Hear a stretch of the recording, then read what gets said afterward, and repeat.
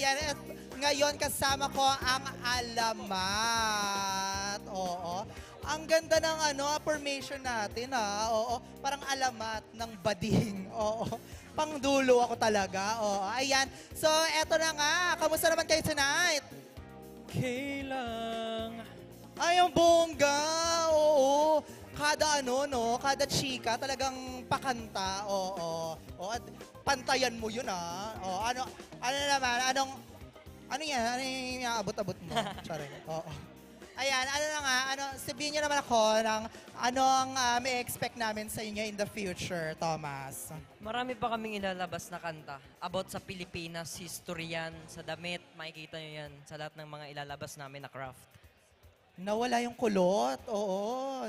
Yung kulot ni Joe, inaabangan ko din eh. Ano ba naman yan? Oo. And of course, syempre, dahil makulot kayo, oo, panalo na kayo. Best R&B, recording, carry nyo lang. Bet nyo. Gusto Love namin. it so much. Akin na yung trophy. Bibigay ko na sa kanila. Congratulations!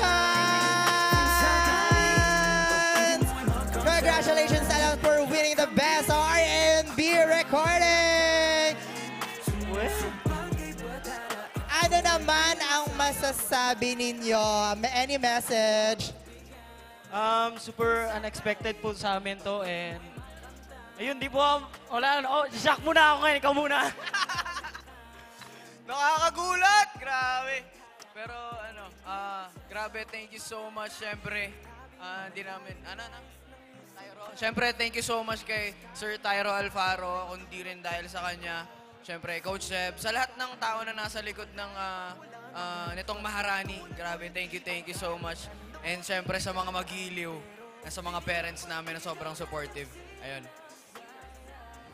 Ayan, thank you so much, Alamat. Ayan, congratulations. Ayan, thank you so much. And of course,